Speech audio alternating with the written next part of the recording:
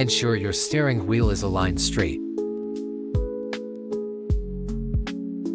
Reverse a short distance but ensure you don't hit the vehicle behind you. Pay attention to your rear wheels and mirrors as you maneuver out of parallel parking. Turn the steering wheel fully in the direction you want to exit, then move forward.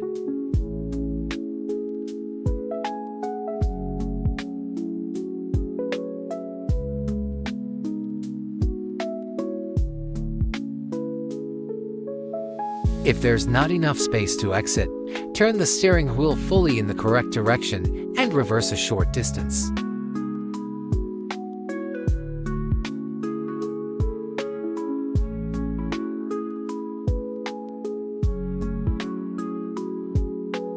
Turn the steering wheel all the way towards the road and move forward. Signal your intention to move to alert other road users. As the front of your car clears the rear bumper of the vehicle ahead, begin straightening the steering wheel. Before joining to the traffic, turn your head and look over your shoulder in the direction of the intended lane. Gradually merge into the traffic lane when it is safe to do so. Good job, you did it.